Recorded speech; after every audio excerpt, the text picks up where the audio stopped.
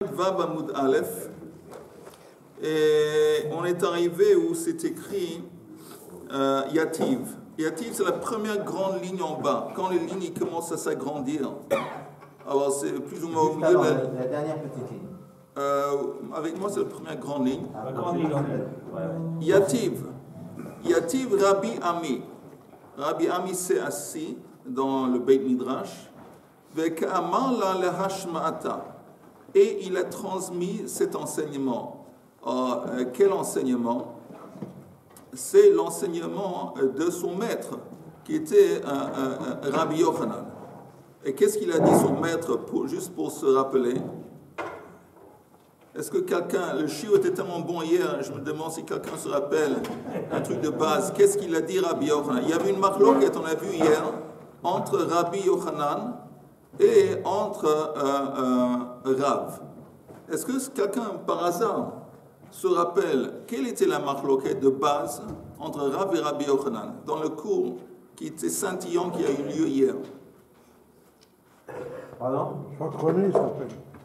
C'est pas le truc des jardiniers qui ont déposé. On a parlé des jardiniers. Les jardiniers qui ont déposé le. Oui, tu as raison, mais à part les jardiniers, quel était le sujet? C'est quand on donnait la troisième.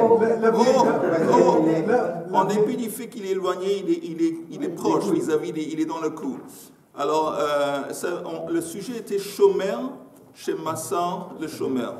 Si quelqu'un est un chômeur, on lui confie un objet à garder, et lui-même, il le confie à quelqu'un d'autre. Après, quelque chose se passe avec le deuxième chômeur. Quelle est la responsabilité du premier chômeur? Rabbi Yochanan, lui, il a dit que Chayav. Et Rav a dit qu'il est patour. Ça, c'est la marque qu'on a vue hier.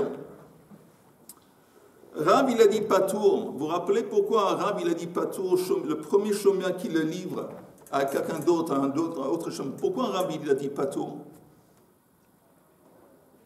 Dans le cours excellent qui a eu lieu hier. C'est triste Venise. Il dit pas tout parce qu'il a. C'est écrit dans la Gemara, on n'a même pas besoin de deviner. Oui, non, il a dit pas tout parce que c'est une ordre naturelle. Non. Non, il est responsable. Non. Il est responsable à celui au chômeur qui transmet C'est le chômeur qui reste. Il dit qu'en fin de compte, le premier chômeur qui a reçu l'objet pour garder, il a transmis quelqu'un d'autre. Le quelqu'un d'autre, tant que c'est un adulte responsable, c'est-à-dire que l'objet, il reste gardé. Ça, c'est rare. Donc, il dit en fin de compte, il n'est pas tout. Il a transmis cet objet à quelqu'un d'autre. Ce n'est pas important le niveau de la shmira, mais c'est un adulte responsable. Ça va, ça continue d'être chameau. Ça, c'est rare. Donc, c'est pour ça qu'il dit les premiers chômeurs. Mais quel genre de chômeur, Rav, quand il est bien transmis? Ce chômeur, il était gratuit ou il était payant? Ah, c'est pas important. C'est pas important. Mais on lui a confié un objet pour garder. Oui. Et lui, lui-même, il a confié à quelqu'un d'autre pour le garder. D'accord. Ça s'appelle chômeur chez Massar le chômeur. Ouais, et il y a une marque Rav, il dit que si quelque chose se passe quand l'objet était chez le deuxième chômeur, Rav dit que le premier chômeur, il n'est pas coupable, il est exempt. Parce qu'il a tout de même livré l'objet à quelqu'un qui est un adulte responsable. Rabbi Yochanan dit non. Il est le chômeur, il est chaya. Pourquoi? Ah oui, on a vu, parce que Dafka. Attends, Rabbi Yochanan, pourquoi il est responsable? Il a donné au premier, pas au deuxième. Il a dit exactement, moi je te l'ai donné à toi. J'ai confiance en toi, c'est pas. Moi je l'ai donné à toi, je ne l'ai pas donné à quelqu'un d'autre. Et dans le fait même que tu l'aies transmis à quelqu'un d'autre, je m'en fous si c'est un adulte responsable. Moi je l'ai donné à toi, pour toi qui dois le garder, ça c'est Rabbi Yochanan. Alors, je suis ravi de voir à quel point vous avez intériorisé le cours d'hier. Le cours excellent et très intéressant. Et maintenant, on va continuer. Yativ Rabbi Ami. Et il s'est assis, il a enseigné l'enseignement de Rabbi Yochanan qui dit chômeur, le chômeur, chez Massar, le chômeur Chayav. Eiteve, il y a une attaque. Eiteve Rabbi Abba Bar Memel, le Rabbi Ami. Hasocher para mechavero. Vehishila lacher vemeta kedarka. Il va citer notre Mishnah, que quelqu'un qui a loué une vache, après il a prêté à quelqu'un d'autre, et quand la vache était chez l'emprunteur, il est mort une mort naturelle. Alors, qu'est-ce qui se passe? La Mishnah nous enseigne, Sheva hasocher shemet kedarka. le socher prend serment que la vache est morte une mort naturelle. Vashoel meshalem la socher. Et l'emprunteur doit payer le montant de la vache au prêteur, celui qui lui a prêté la vache. Et celui qui a prêté la vache, c'est le locataire. Alors la Gemara dit, c'est quoi imite? Si c'est vrai, Rabbi Ami, si c'est vrai que shomer shemassar le shomer chayav, l'aimalei, alors le propriétaire a qu'à dire au socher, l'aimalei ein retzoni shi pikdoni beyad acher. Vous entendez dans la Mishnah, on a dit que le socher il prend serment. Avant de poser cette question, je ne comprends pas quelque chose. Attends, d'abord, tu as compris la question ou pas? Non, justement. Tu entends? Dans la Mishnah, on a dit que le socher, celui qui loue la vache, il va jurer quelque chose qu'il n'a pas vu. Non. Il va jurer qu'elle est morte naturellement alors qu'il n'était pas avec elle. Non, il sait qu'il y a des témoins, il sait que la vache est morte. Pas de problème. On est à l'homme va Bamoud. C'est des bulles perdues. Donc quand tu jures, il ment pas. Et témoin. Voilà, on est là. Imite. C'est pas la même chose comme les autres. Hein, ça. Là, s'il y a des témoins, on lui a dit d'une façon bravo qu'il est mort, pourquoi il doit quand même jurer? Parce que... Voilà, les témoins, ils sont là, tout le monde reconnaît, les faits dans l'enquête. Il n'y a pas deux témoins, il y a un témoin. Lui, il sait que c'est comme ça que ça s'est passé. Et il a transmis le message, il a pris serment au propriétaire. Lui, il sait, c'est pour ça qu'il s'est permis de prendre serment, parce qu'il est sûr que c'est vrai. Il est sûr que c'est vrai. Maintenant, la question est la question suivante. Ça me dérange. Ça me dérange d'être sûr de quand tu n'es pas dans... Il est sûr, il a vu un film, il y avait une caméra en haut du pré, en haut du champ, on avait... C'est pas la question. Maintenant, la question est la question suivante. Dans la Mishnah, c'est écrit, selon la première opinion, que le socher, il prend un serment envers le propriétaire. Il dit, ta vache est morte, une mort naturelle, et l'emprunteur, il doit repayer la vache à celui qui lui a prêté. Alors, maintenant, on dit, si c'est vrai, Rabbi Yochanan, que shomer shemassar les shomer chayav, qu'un shomer qui transmet l'objet à quelqu'un d'autre, il est responsable. Ah, si c'est vrai ce que Rabbi Yochanan enseigne, qu'un shomer qui transmet l'objet qu'il était en train de garder à quelqu'un d'autre, si on dit qu'il est responsable, alors pourquoi dans la Mishnah, le socher, il s'en tire avec un serment? Le propriétaire a qu'à dire ce que Rabbi Yochanan a dit. Moi, je n'étais pas intéressé. Moi, je t'ai confié à toi l'objet. De quel droit tu transmets mon objet à quelqu'un d'autre? On s'en fout de ton serment. Toi, tu es responsable envers moi, et toi, tu me dois une vache. Toi, tu es fautif. Comme la Mishnah n'a pas dit comme ça, ça laisse entendre ce que Rabbi Yochanan il a dit, c'est faux. C'est plutôt Rabbi. Ce que apparemment shomer chez Massar le shomer, pas tout. Si c'est vrai que c'était chayav, alors ça n'était pas été écrit dans la Mishnah que le socher, il prend un serment, il est quitte vis-à-vis du propriétaire. Rabbi Yochanan, c'est faux ce qu'il a dit. Rabbi Yochanan. Oui. Apparemment c'est faux. La Gemara dit apparemment ce qui est faux. Rabbi Yochanan, tu entends, Rabbi Yochanan c'était un Amora. Rav aussi c'est un Amora. Et la Mishnah, c'est des Tanaïm. Alors, si on trouve des Tanaïm qui sont contre le Hamora, c'est un problème. Il est chaos. Alors, encore une fois, je répète le truc pour être sûr que tout le monde a compris. La Mishnah nous dit que le socher, il prend serment envers le propriétaire, que la vache que tu m'as donnée, elle est morte, une mort naturelle. En fin de compte, qu'est-ce qu'il a fait, le socher? Il a transmis à un emprunteur. Il l'a prêté. Si c'est vrai, Rabbi Yochanan, qu'un shomer qui transmet son objet, qui gardait à quelqu'un d'autre, il est fautif, parce que le propriétaire dit, moi je l'ai confié à toi. Alors pourquoi il prend un serment, il le rend quitte, le serment le rend quitte? Il a qu'à lui dire que tu es fautif, comme Rabbi Yochanan, shomer chez Massar le shomer chayav. Et voilà. Et donc tu me dois la vache. Et ce n'est pas le cas. Donc ce n'est pas le cas, ça laisse entendre que Rabbi Yochanan, il a tort.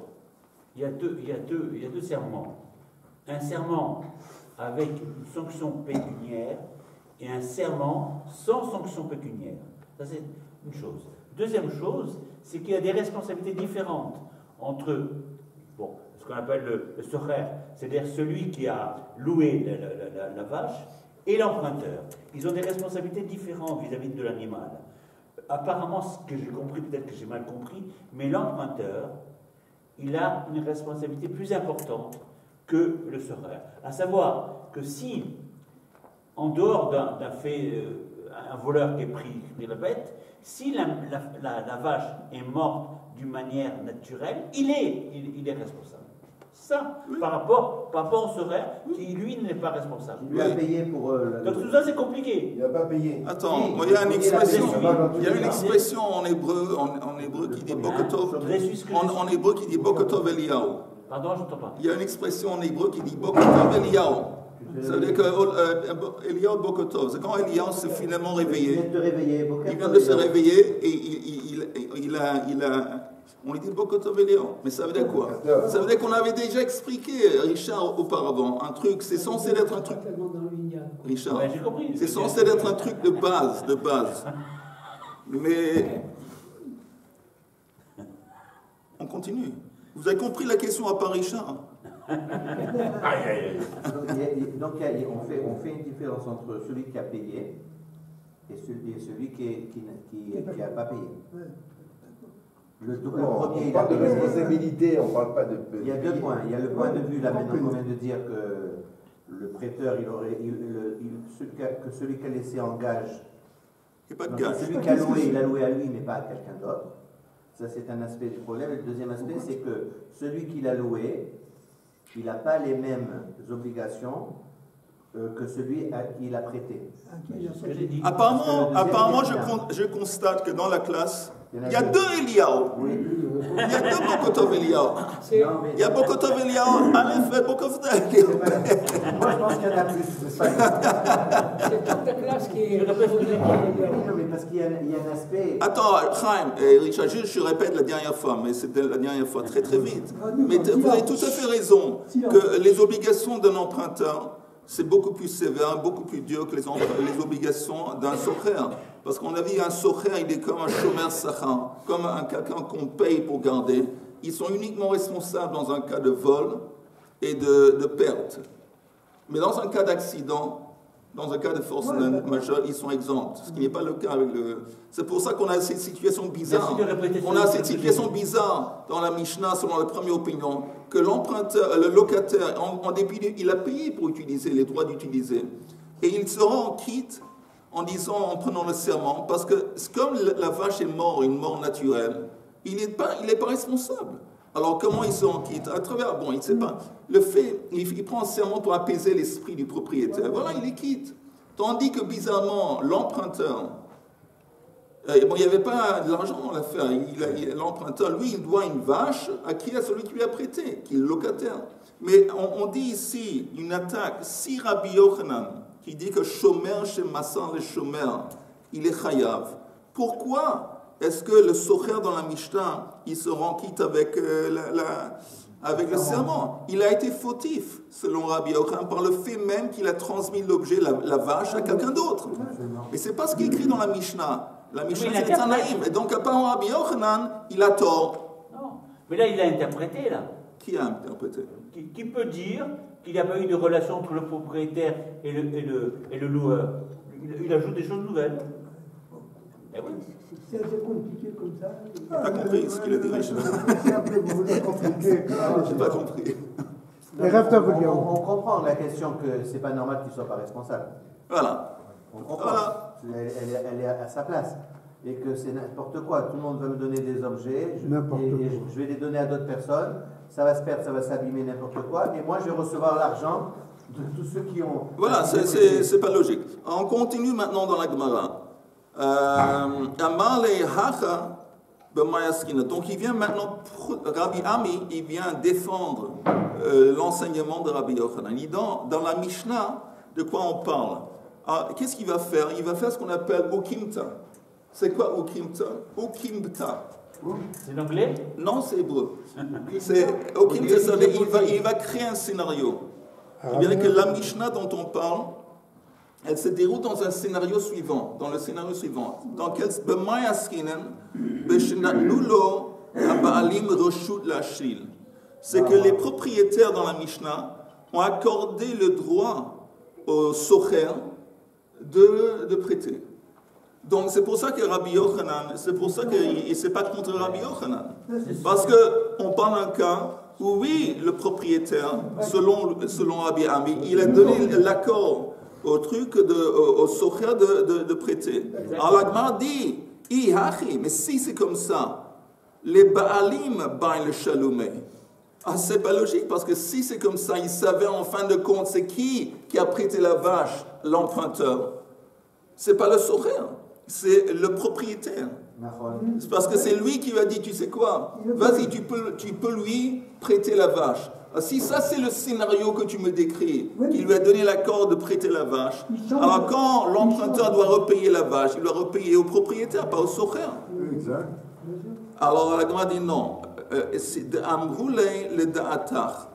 Que quand il lui a donné la permission, c'était une permission générale de prêter la vache à la personne qui voudrait, la personne qui veut. Mais c'est pas que spécifiquement le type a dit écoute, je veux prêter à tel et tel une vache, est-ce que tu es d'accord? Il dit oui, je suis d'accord. Non, c'est pas ça dont on parle. On parle que je te loue une vache et je te donne aussi l'autorisation générale de la prêter à quelqu'un d'autre. Alors, s'il se fait comme ça, notre Mishnah, ce n'est pas un problème pour Rabbi Yochanan, parce que Rabbi Yochanan dit, comme le propriétaire lui donne l'autorisation, il n'y a pas de problème. Et on comprend pourquoi l'emprunteur, il paye la vache au socher, parce que c'est le socher tout de même qui a pris la décision de lui prêter la vache, et pas le propriétaire. Ok, c'est clair? Ouais. Alors, la Gemara dit, Mativ Rami Bar Chama. On apporte une kushia. Amafkid Maot Etzel Chavero. Quelqu'un qui transmet de l'argent. Qui dépose, merci. Qui dépose de l'argent envers son ami. Qu'est-ce qui s'est passé? Tseraran vehifshilan lachorav. Il les a ligotés, il les a mis l'argent, les pièces d'argent dans un sac. Et il les a tenus à la fin d'un bâton, suspendus à la fin d'un bâton derrière lui. Donc il tient le bâton et derrière lui, il la sacoche avec l'argent. C'est dangereux, parce qu'il y a des gens qui peuvent venir derrière lui prendre. Il est un peu frappé, quoi. Il pouvait le mettre sur sa poitrine. Voilà, mais il l'a pas fait. Il est fautif. Un autre cas de figure, Mesaran livno bito aktani. Il a transmis l'argent à ses enfants qui étaient petits. Vena'al bifnehem shelo keraoui. Et un autre cas de figure, je pense que c'est un troisième cas de figure, qu'il a mis l'argent dans une chambre. Il n'a pas fermé la chambre comme il fallait. Il n'a pas fermé la chambre comme il fallait. Donc, la chambre était ouverte. Donc, on a trois scénarios. Non, c'est deux. Oui, je sais qu'on peut lire comme deux, mais moi, je préfère lire comme trois. Mais oui, je préfère trois. Ça, c'est un trois. Oui, parce que de ce point de vue, on a ici trois exemples où le chômeur, il était fautif. Négligent. Un, il gardait l'argent derrière son dos, ça ne se garde pas l'argent de cette façon. Deux, il a transmis ça à ses enfants qui étaient petits. Les enfants petits, ce n'est pas des adultes responsables. Et trois, il a mis ça dans une pièce, il n'a pas fermé la pièce comme il faut. Il a fermé devant eux. Devant eux, ça peut être les pièces. Ma'ot, ça peut être les pièces. Ça peut être, je suis d'accord avec toi, ça peut être les enfants. Mais il faut empêcher les enfants de quitter la maison avec les pièces. Bien sûr. Enfin, moi, non, je sais. Mais il me semble qu'on peut dire dire aussi on vient de trois. parler maintenant des enfants, et tout de suite après, Vena'al bifnehem. Oui. Shelo keraoui. Oui. Et il n'a pas fermé correctement. Ça te fait du bien de dire que c'est deux cas de figure. Si ça te fait du bien, on y va. Je veux que tu es content. Allez, pour une fois que j'ai dans ma vie, il y a deux choses. D'abord, je veux que ma femme soit contente. Tout de suite après, je veux que toi, tu es content. Tout de suite après. Ababeto. Tu m'as fait ma journée. Ok, après c'est écrit Chayav. Alors, le monsieur en question, le chômeur qui gardait l'argent, il est fautif. Pourquoi est-ce qu'il est fautif? Chez l'eau, shaman que derrière. Il n'a pas gardé la façon qu'un garde est censé garder. Alors, la Gemara maintenant précise Ta'ama de Ktanim. Parce que, entre autres, il a transmis l'argent à des enfants qui étaient petits. Ah, je fais une précision, je déduis. Ha Godolim, Patour.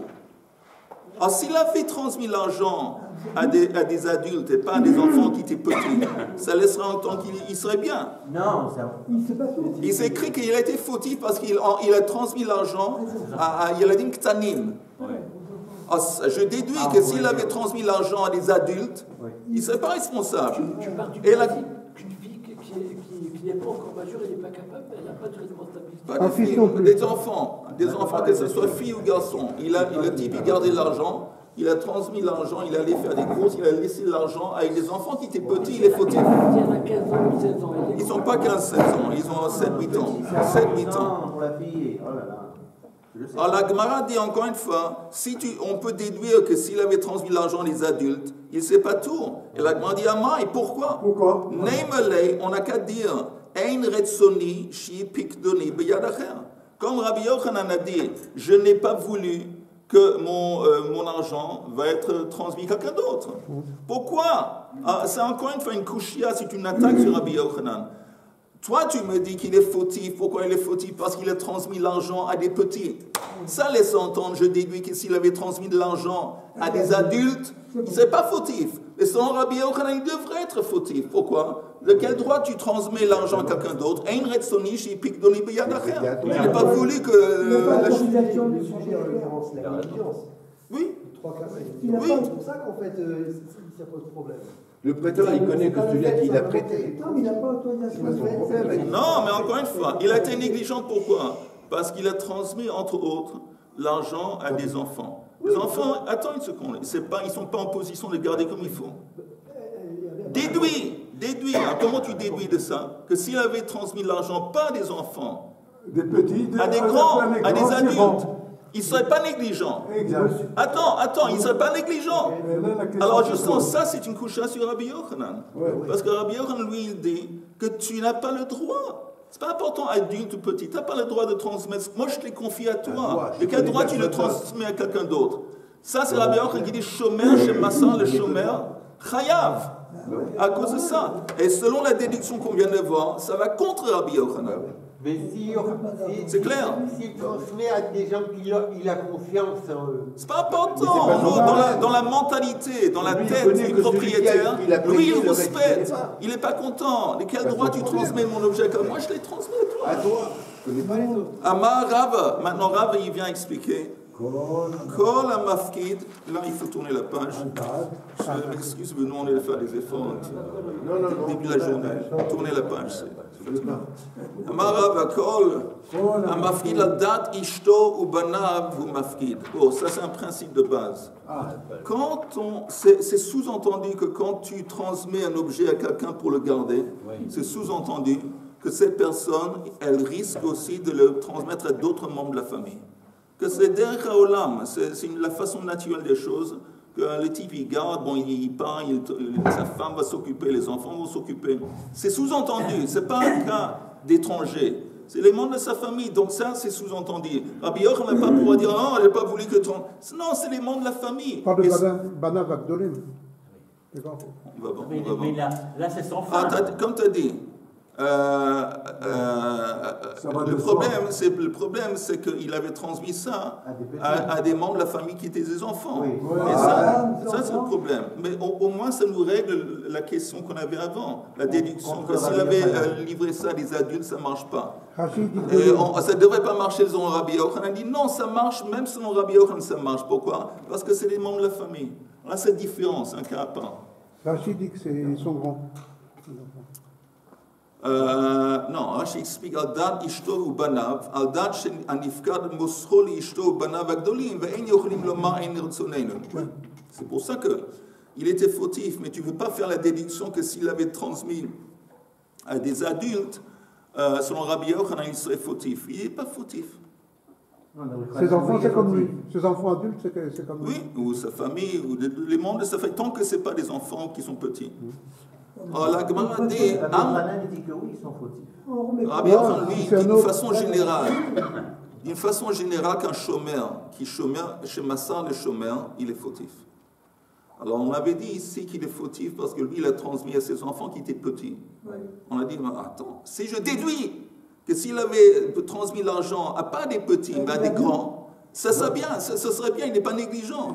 C'est contre Rabbi Yochanan. Et là on dit non, c'est pas contre Rabbi Yochanan, parce que Rabbi Yochanan dit, tant que c'est dans la famille, les membres de la famille, tant qu'ils sont adultes, même Rabbi Yochanan serait d'accord.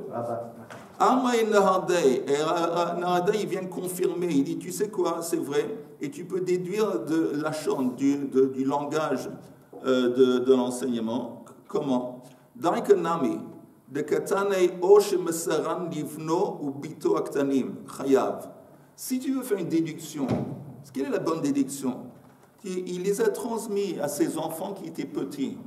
Une vraie déduction, c'est quoi? Il avait dit, si tu l'as transmis à des petits. Alors, les Khayab. C'est quoi une déduction? C'est l'opposé. Non, c'est. Si tu l'as transmis à tes enfants qui sont petits, tu es Khayab. À ses enfants qui sont grands. Voilà. Ça veut dire que. Il a ton enfant ce matin. Alors, ça veut dire que s'il les a transmis à ses enfants qui sont grands, ça va. Ça, c'est la déduction. C'est pas ce que tu as dit avant, s'il avait transmis à des adultes. Non. S'il les avait transmis à ses enfants qui sont adultes, c'est bien. Livno, la Gemara dit, livno ou le bito akdolim, patour. Michlal, mais de là je peux déduire, de l'acherim, mais des étrangers. Loshna akdolim, veloshna ktanim, chayav. Là, il n'y a aucune différence, ils sont grands ou petits. Il est responsable, il est fautif, parce qu'il n'a pas le droit de transmettre ça à quelqu'un d'autre. Ok. Amar Rav, il vient pour trancher l'halakha. Amar Rav hilchata, shomer shemasa le shomer chayav. Ça c'est comme Rabbi Yochanan.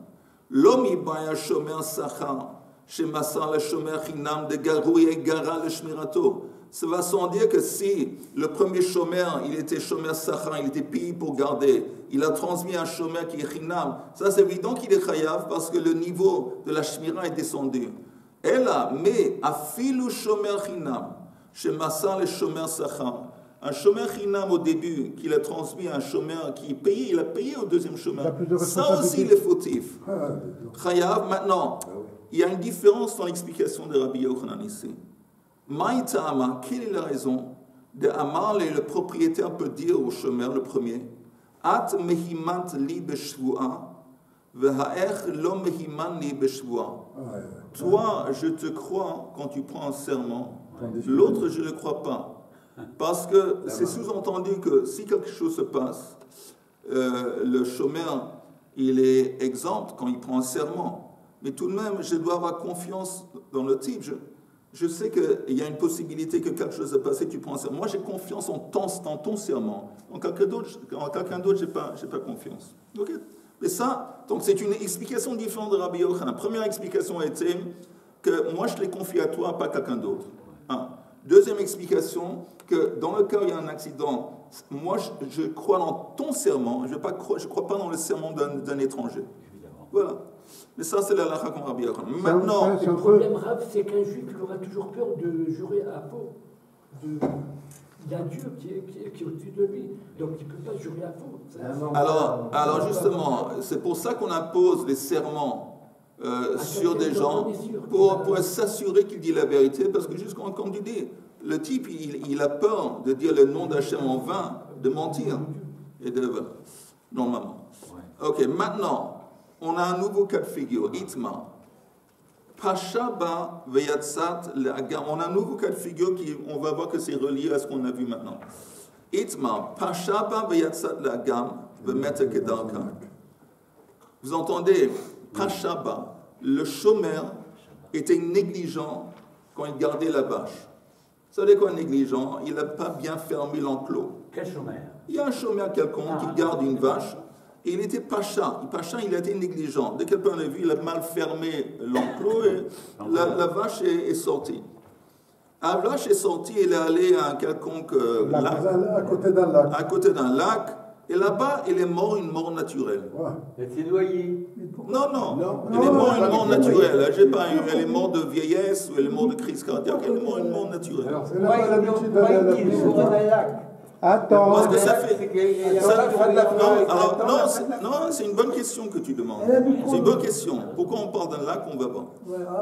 Abaya Mishmei de Rabba, Amar Chayab. Alors Abaya, lui, il dit au nom de Rabba que ce chômeur, il est responsable. Celui qui était négligent. Rava, tandis que Rava Mishmei de Rabba, aussi au nom de Rabba, il dit l'inverse. Amar Patour. Et ça, c'est la bracha. Maintenant, on va voir. Abaya Mishmei de Rabba Amar Chayav.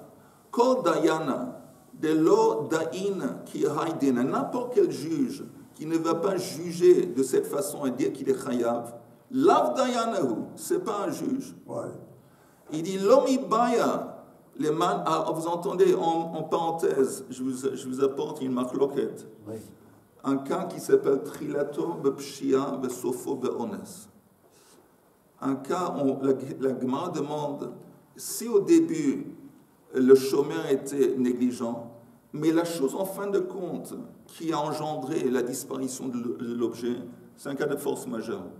Parce que même si la vache était restée chez lui, elle serait morte. Oh, par exemple, exactement, ce cas de figure dont on parle, il était négligent dans le sens où il a laissé la porte n'était pas bien fermée. La vache est sortie.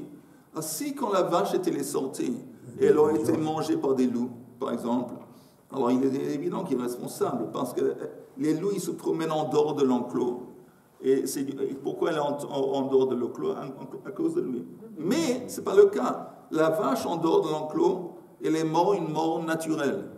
Et comme Yehuda vient de dire, la vache aurait pu rester dans l'enclos. Le fait que la vache est en dehors de l'enclos, ou qu'il reste dedans, ça joue pas. Une mort naturelle, c'est une mort naturelle. Ça, c'est un cas de trilato bepshia, sofo beones. Maintenant, il y a une marloquette dans la Gemara, où la situation suivante.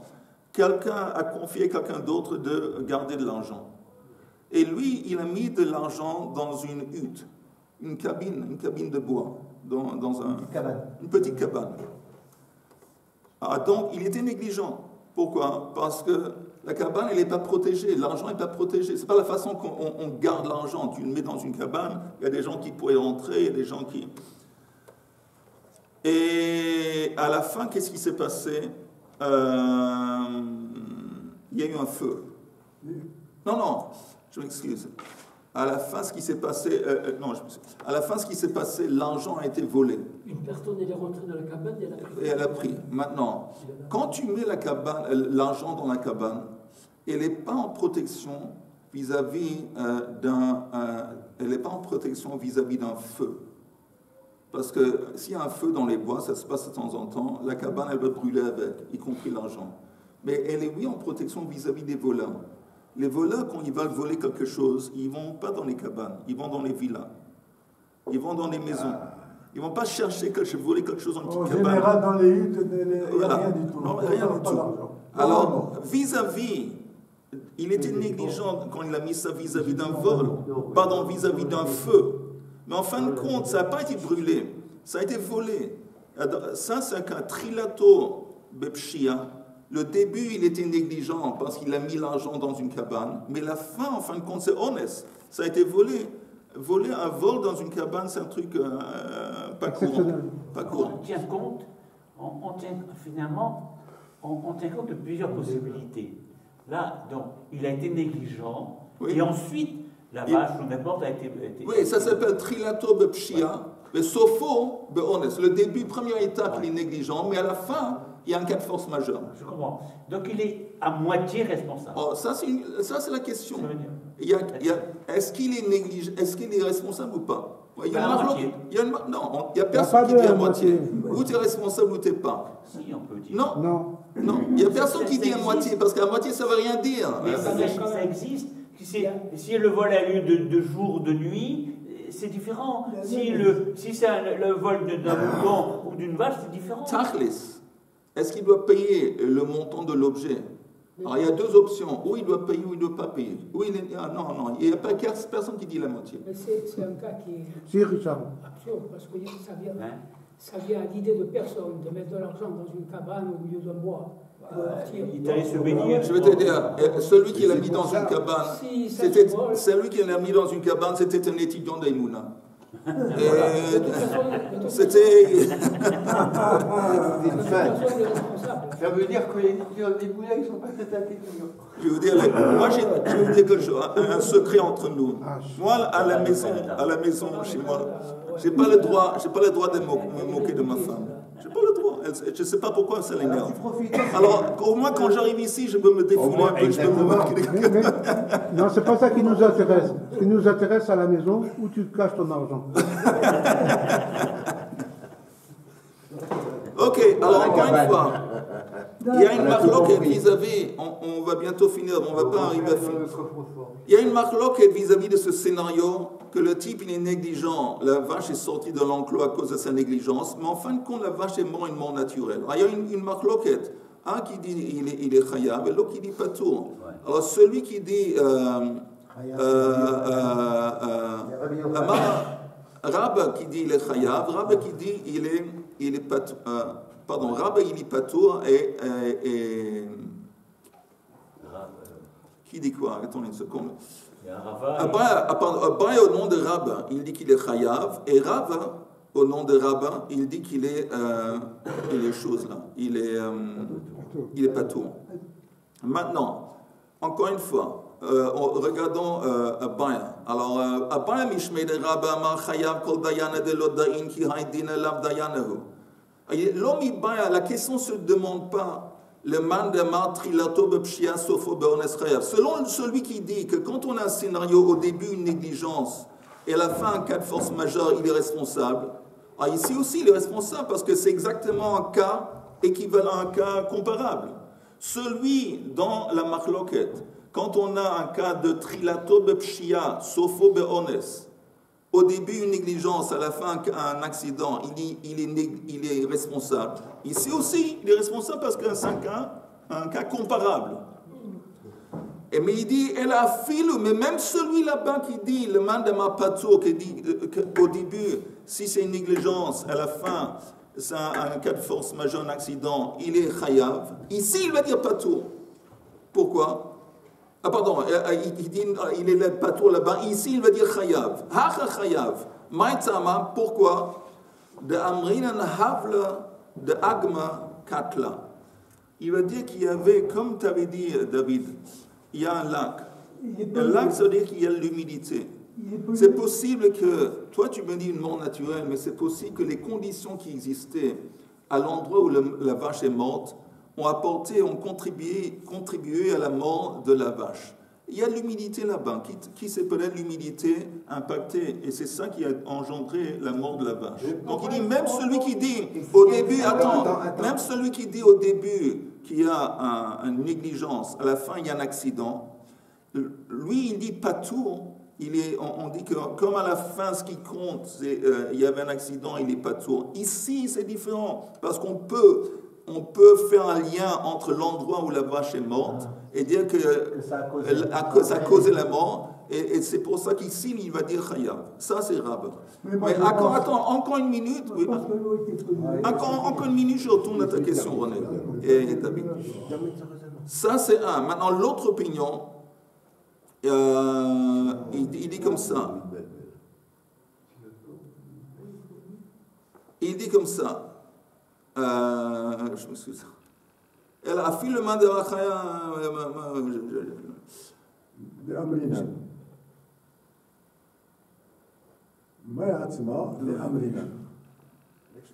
j'ai perdu l'endroit. C'est terrible.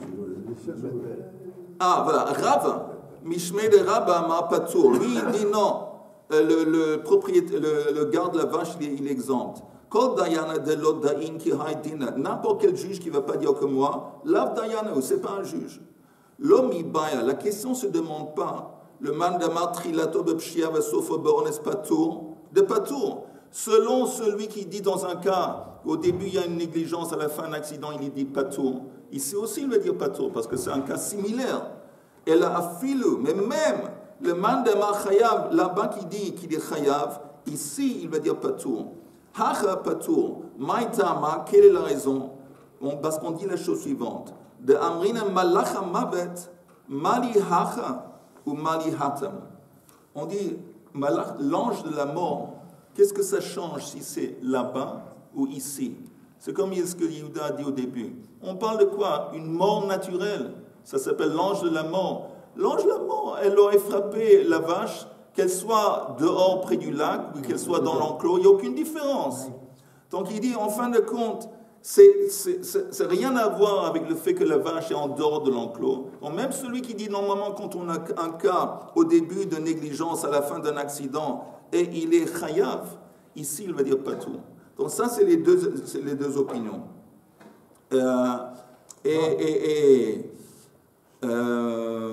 Maïtama, mais il y a tout de même, aussi bien Rav et Abba, il y a deux cas où ils sont prêts à accepter que ce serait différent. On va voir ça et puis on finit.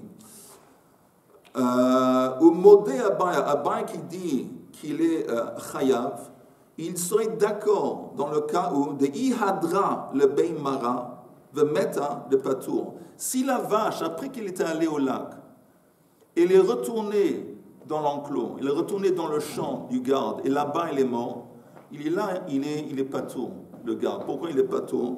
Parce que hadra, la vache a eu la force de retourner.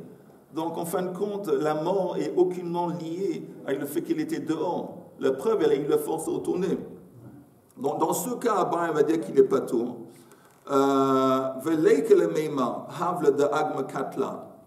On ne peut pas dire que c'est l'humidité, les conditions qui existaient près du lac qui ont contribué à sa mort. La preuve, elle a eu la force de retourner.